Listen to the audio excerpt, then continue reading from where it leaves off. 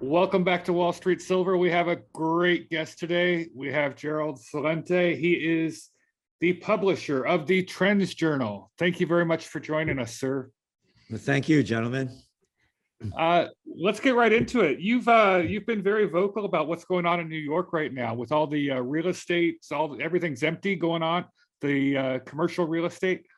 You've been very critical about all the mask mandates and the government actions and how that's just impacting all of society right now. What's going on down there right now? Well, it's going on everywhere. I mean, it's going on in Italy. It's going on in France. It's going on in Germany. They're making this shit up. You know, we were the first magazine to do down January 28th, 2020 magazine, the Trends Journal. Coronavirus. 106 dead in China. Next line, we put 1.4 billion still alive. What are you telling me 106 people died of 100? What kind of crap you throwing down my throat? Yeah. I used to be on Hong Kong radio continually, TV, during the protests. And I'm talking to the guys between, like we're talking before we go on the air and between breaks. I said, well, so what's going on? We're not going to stop. We're going to fight. We're not going to let the Chinese take over. They hate the Chinese. And all of a sudden, on Chinese Lunar New Year 2020, the coronavirus breaks out. They lock down Yuan. They lock down Beijing. They lock down a couple of cities and Hong Kong. Mm-hmm. That was the end of it. Finito, finished, over. You look at our top trends for 2020. We write those in December 2019. One of them was the New World Disorder. There were protests going on everywhere. France, Lebanon, South Africa, India, Algeria, Chile, Bolivia, Colombia, all over. People protesting against lack of basic living standards, corruption, government corruption, violence, crime, taken to the streets. They couldn't stop it. But COVID comes. We're locking everybody down. They're making this shit up. I want to make this 100% clear. I write a magazine. Well, this week's is what? Only 144 pages. It's only facts. You got some little scumbag, some little arrogant boy, Scott Gottlieb. Yeah, the FDA commissioner under Trump, telling people to wear masks outside and socially distance. Hey, head. Your chances of getting it outside, according to the data, are 1% and less. Mm-hmm. And those masks that everybody's wearing, pick up the boxes and read them, they ain't worth shit. That's so true. And head himself said that, little Fauci boy. Go back, he's on CBS in 2020 telling people don't wear them, they're useless. You don't have to wear them. The people that are sick should be wearing them. Mm-hmm. Then when his emails came out, in the email, he's telling Obama's former head of health and human resources or one of those places, she's going to the airport. He said, no, don't bother wearing them. Social distancing, they're making it up. 3 feet, 6 feet. Oh yeah, it goes 27 feet. Yeah.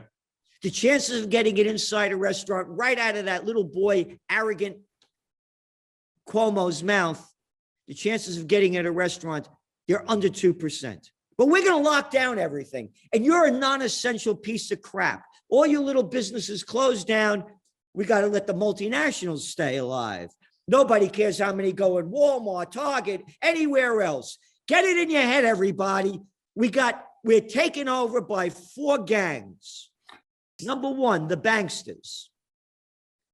Number 2, the military-industrial complex. You don't have to believe me. Ask Dwight D. Eisenhower, 5-star general, Supreme Commander of the Allied Forces, and listen to his farewell address, January 17th, 1961, warning us that they're taking over. Number 3, the drug dealers. How could anybody be so damn stupid and listen to drug dealers? Oh, no, Celente, they're big pharma. They got a great track record. Yeah. And number 4, big tech. Mm-hmm. We have lost our freedom. We've lost. Yeah, I hear you exactly on that. With this whole virus thing, it's just been a massive transfer of wealth from the middle class, the mom. You know, I've heard you talk about this. We no longer have the butchers. We no longer have the fishmongers. We no longer have all these middle class professions because they've all been knocked out by the bigs. It's all going up, you know, to the Amazons, the Targets, the Walmarts, the it's just wiping out the entire middle class. And all that this whole virus craze did was accelerate the process, really, right? Oh yeah, well, look at the data. I'm not making it up. The Yeah. billionaires got $8 trillion richer in 2020. Mm-hmm. And then what, only about 120 more million people went into extreme poverty. Mm-hmm. Gosh. Lee? So, Gerald, in this environment, I mean, why have we seen such a massive rally in equity markets? I mean, is it just the Fed pumping out money and just phony money flowing in? It's fake. I mean, it's fake. Again, let's go back to the bigs. Let's go back to 2019, September. All of a sudden, the Fed's dumping money into the repo markets. Yeah. You know, people don't know what a repo market is. But between September 2019, the overnight markets where the gamblers could borrow money for almost nothing, to January 2020, they pumped in $7 trillion. Go back to the panic of 2008. According to the Levy Institute at Bard College, they dumped in $29 trillion into the banksters. 29 trillion, 29 trillion, 29 trillion.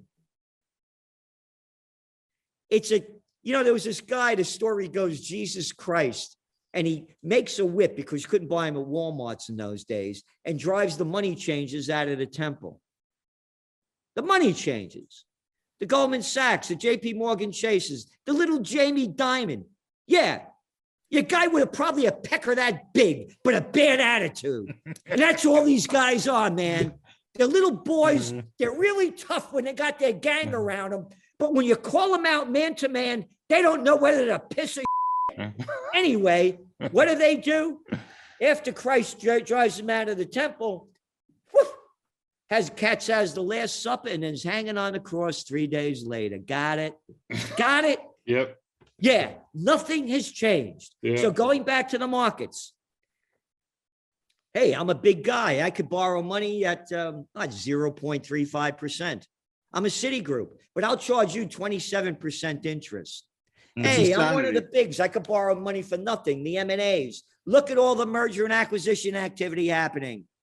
We write about it every week. They're getting bigger and bigger and bigger. They're getting the money for nothing. They're gamblers.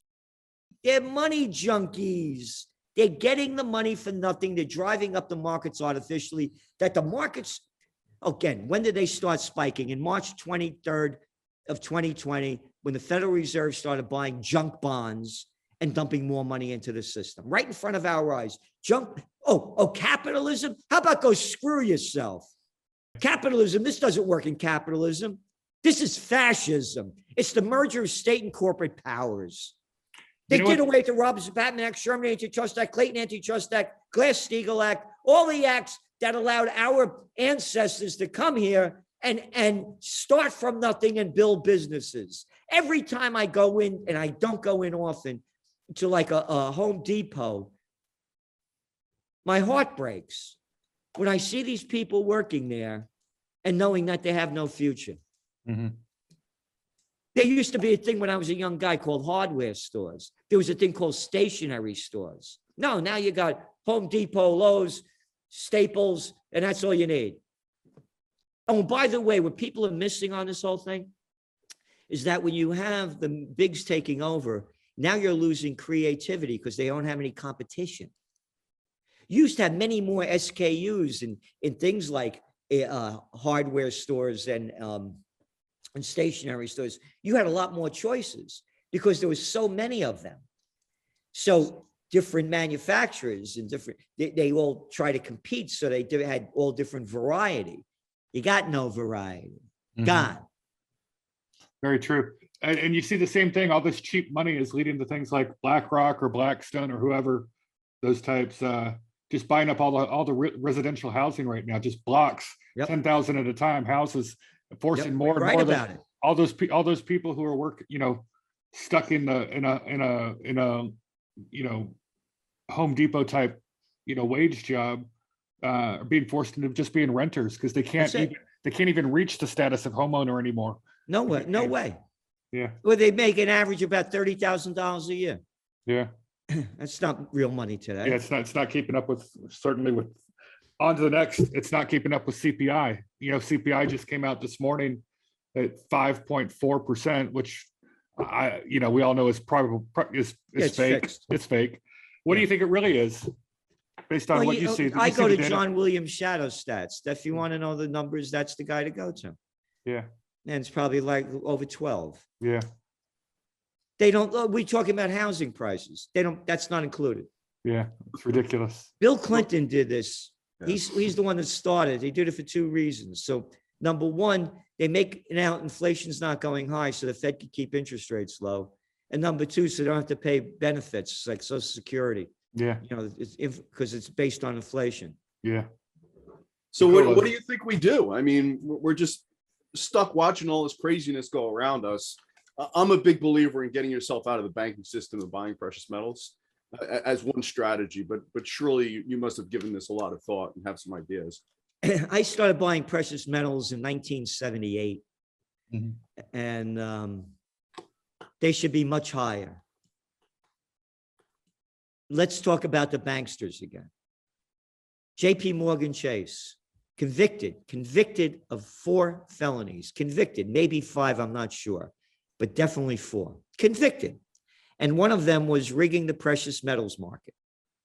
They paid a miserable, $900 million fine. Was it either last year or the year before? It's Right. Not ancient history. The markets are rigged. So for me, I just took money out of the bank from the business and other things and put it other places.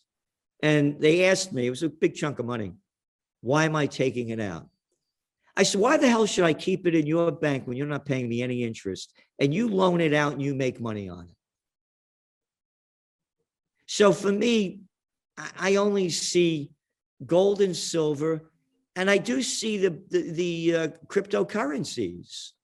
They're going to keep going up as long as the governments don't regulate them. When the governments regulate them, it's over because they're all going to go to digital. So they know every penny we spent, where we spent it, how we spent it, what we spent it on. So these little slimy pieces of rotten crap who never work a day in their life could get the money in the name of taxes so they don't have to keep working. Yeah. We were talking before we went on the air, and you said you grew up in Yonkers. And I said, yeah, we moved from the Bronx to Yonkers. I worked on a guy's campaign. You probably know the name, Angelo Martinelli. Yeah, of course. Know him well. He was the longest running mayor of Yonkers. I worked on his first campaign. 2 of his brothers were altar boys in my wedding. All right. That's how close I was to the family. And then I worked on the district attorney campaign, state senators. Then they sent me up to Albany. At 26, they were grooming me. I was the assistant to the secretary of the New York State Senate. I designed and instructed American politics and campaign technology, how to run campaigns, and taught it at St. John's University. I was the number 2 guy running a major trade association at 30 years old. At 28 years old, I was killing environmental legislation at the height of the environmental movement, living between Chicago and DC. I have pictures of me with presidents, prime ministers, and princes. I've been there. I know what the game looks like. I wouldn't know what I know if I wasn't on the other side. So I was lucky to be on the other side. As I started growing up, then I changed and holy Christ, what the hell am I doing?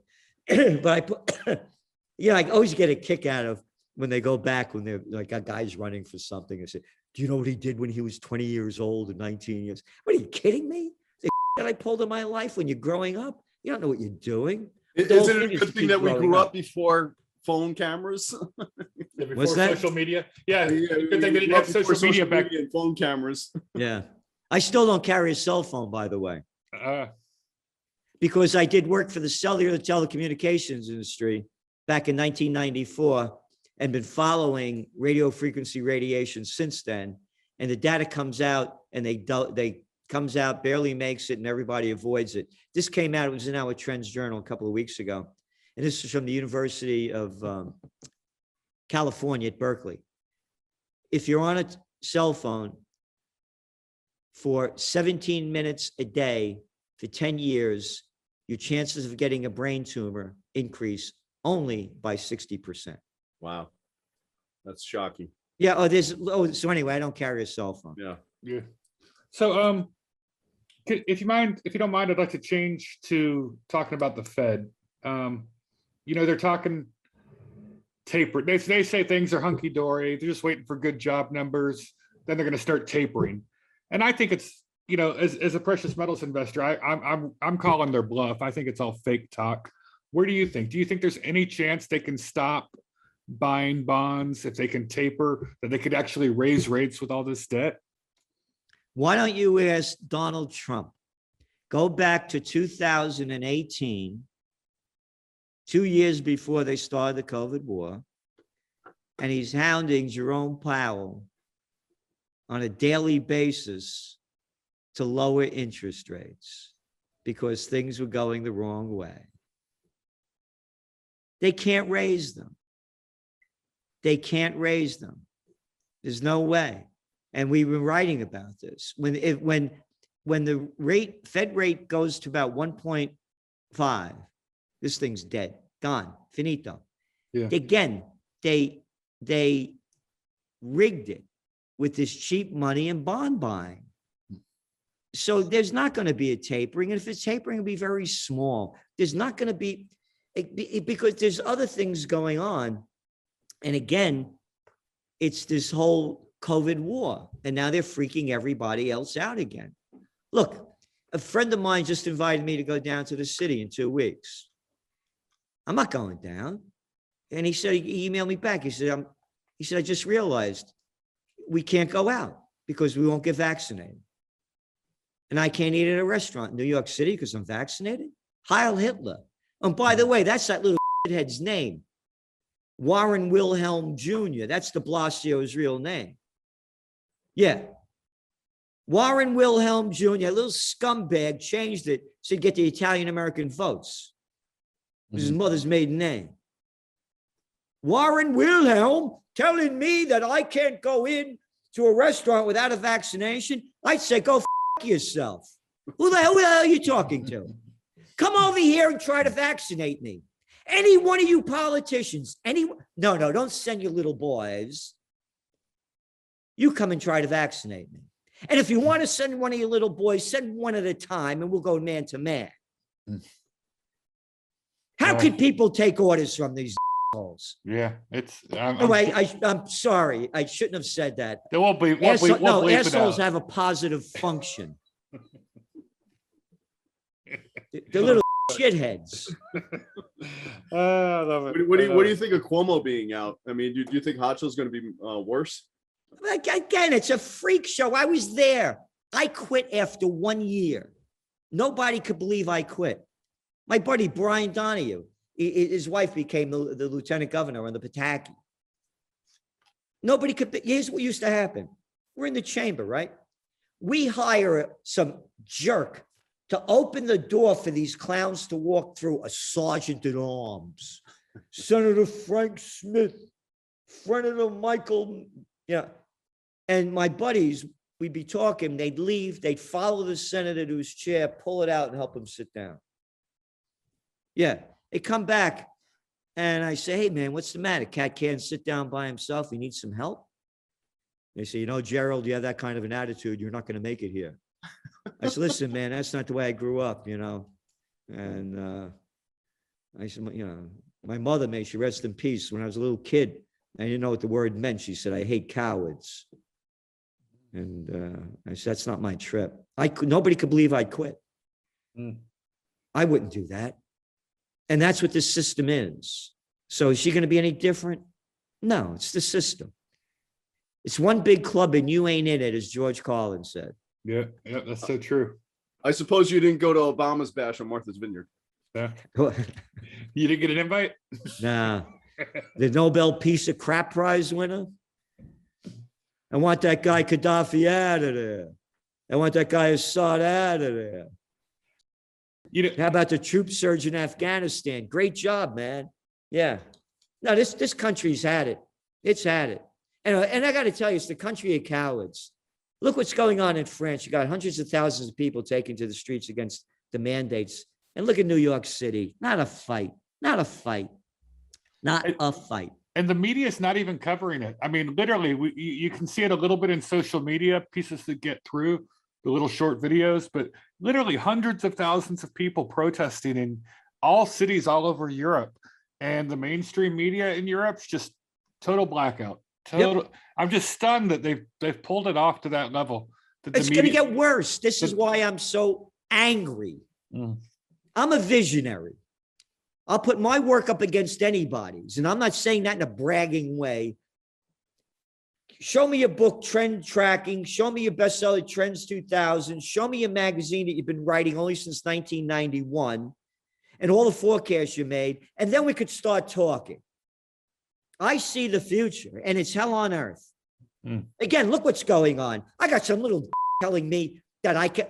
There's a people should be out in front of the City Hall in New York City and saying, shove your mandate up your ass. Shove your mandate up your ass. I am an American. I am born to be free. Who the f are you? Yep. Where is the fight in the people? Gutless. Gutless. And then people tell me, oh, Celente, calm down. Oh, that's not proper language. Oh, yeah, but you like proper language from a scumbag like Obama. You know, he talks so properly, and he really know how to put on that act as he's slaughtering people in Libya and in Syria and in Yemen, giving them all the money, the Saudis, to sell them armaments, getting all that money to sell armaments to them, and that troop surge in Afghanistan. But he did it so properly. And when you murder people in a proper way, that's just fine. Let me tell you what profanity is. Calling these little pieces of shit honorable and a dignitary. That's a dirty word. Oh, you are better than me? Where's the fight of the people? How do we get that fight back, Gerald? Yeah. How do we get there? Because I'm losing hope that America's willing to stand up. Hope is the most negative word in the metaphysical dictionary. It means wanting something to happen without you doing anything to make it happen. Gotcha. So what do we do? Well, you fight any way you want to do it. Number one, you got to get in the best shape you can, physically, emotionally, and spiritually. I'm going to be 75 years old. I called out some little that in a restaurant that was rude to me once before. I said, come on outside and talk to me like that. Come on outside. He froze. I went back in. I said, you little prick. I said, you're a tough boy inside. Come on outside, you little He wouldn't come outside. People better fight. Who the hell are these people? Yeah. You know what amazes me is there's so many people walking around New York City, Westchester, all the counties surrounding the city. They're so scared. They're driving around with masks on. No one else is in the car. Their windows are shut. I shake my head like, what is wrong with these people? You ignore them. It does not take a majority to prevail, but rather an irate, tireless minority, keen on setting brush fires of freedom in the minds of men, said Samuel Adams. Do you think it's coming to that, Gerald? Do you think we're going to have like a civil war? I mean, because I really think that we're just approaching some things where if they start mandating, you know, some sort of apartheid society in America where if you get your vax and all your annual or quarterly booster shots, you can participate. And if you don't do these things that we demand, then you can't work, you can't eat, you can't go to restaurants, you can't go shopping in mall. I mean, it seems like they're trying to create almost an apartheid society, and it's going to come to violence, I think, if they keep heading down this path. You're right. You're right. I mean, who the hell are you? I'm not taking it. Why should I take an Operation Warp Speed gene therapy shot that has not been approved by the FDA? Even And if, even if it you was, know, even if it was Yeah, approved even by if the it was, I'm FDA, not I'm taking not taking it. Yeah, I'm not. It's, yeah. they're drug dealers. Everybody get this in your goddamn head. They're drug dealers. I lost my niece, opiates. All right. Johnson and Johnson. Yeah. Hey, how about that talcum powder with all that asbestos in it? That's great for you too, huh? Look at these. Look at the ads on TV. That little Clinton made that possible. They weren't allowed to do drug ads before. They get paid off. They call morons and imbeciles called campaign contributions. Anyway, you listen to the ads, 30 seconds of them, and say how this thing's going to screw you up. And you're taking it? And you're taking it? People have always been like this. I have a chart, famous. Fans gave it to me. It's Napoleon's march to Moscow. Napoleon leaves Poland with 420,000 troops. The chart follows the weather pattern going to Moscow. He comes back with 10,000. 420,000 guys believe the bullshit and follow them. It's been going on like this forever. When they called it the COVID war, go back to our Trends Journal in March of 2020. We said, just like the people marched off to Mussolini, saluted Stalin and Heil Hitler, they're marching off to the COVID war. Every German I know is ashamed that they didn't fight back. The country was destroyed. Where were the people before it ended? I've been to Berlin. It broke my heart. Berlin was grander than Paris before it was bombed out. New construction everywhere. Yeah. The Germans, 1930s, height of Western civilization, scientifically, philosophically, culturally. You're losing the plate. You're losing the war. Where are the people? Why didn't you stop it before it was all destroyed? Isn't Dresden great? I mean, Berlin, everywhere you look, beautiful, beautiful, beautiful buildings, all new construction. And you think the U.S. is coming? You know, it's going to come to that. It's not just the US, right? You said a civil war. It's not a civil war. When I mentioned about Samuel Adams, it was the Revolutionary War. It was about freedom. Yeah, it was about freedom. And if we don't fight for our freedom, they're taking it away from it. And look at the little shitheads that are doing it.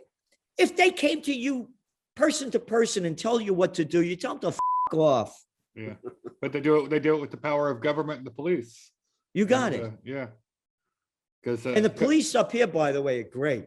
These are real men up here. You know, I had rallies up here and festivals. I had one on the 4th of July last year. I had one this year too, but last year when everything was locked down, I had Judge Napolitano up here, you know, up in Kingston. Poof, they don't bother me. Yeah, they don't bother me. Well, a lot, you know, you're seeing that sporadically around the country. A lot of, you know, county sheriffs are just saying, "Nah, we're not going to enforce." Yeah, this. Now these are men and women. Yeah, some of the sheriffs who are elected and they're sort of immune from whatever the governor says. You know, some of these sheriffs are just going, "Nah, that's not constitutional. I'm not going to enforce that in my county." Yeah, and we need more of that. Yeah. You know, it's just a question of how do you exit the system? How do you protect yourself from the system and what's coming? Again, to me, you know, I don't give financial advice. To me, I'm very heavy into precious metals. Yeah. You know, again, we're talking about a thing called World War II. You bought your freedom with gold. Yeah. And at some point when this thing collapses, gold is going to be gold. And gold should be over 3,000 an ounce now. Yeah. I think higher based on all the I'm saying, yeah, I'm just, you know, yeah. That minimum, yeah. Silver should be over 100. Right now. I mean, I bought silver back in, you know, 2010, 2011, like $45 an ounce or something, you know. I mean, that is what, $25, $24 an ounce. It's a joke. It's a joke. And silver, you need silver in every, you know, all the computers, everything, silver. And there's no silver deposits, like gold deposits. You know, once the computer's phone's broke, you throw it away and that's it. So you're not building a supply of it. Price should be much higher. Yeah, you know, we're expecting the prices to climb even more with this infrastructure bill being passed, and there's going to be a huge demand for solar panels and all this other green stuff that they're pushing. Well, that's a good point. Yeah, but we will see. Well, sir, thank you very much for giving us your time, and we really appreciate you talking to us and sharing your knowledge with our audience. We thank you very much. And thank you. And again, everybody do what you can do. I have my definition of hell. Yeah. Taking that last breath and knowing you weren't the person you said you were or could have been. Good words to live by. No doubt about it. Thank you so Okay, much. guys. Bye-bye. Ciao, ciao.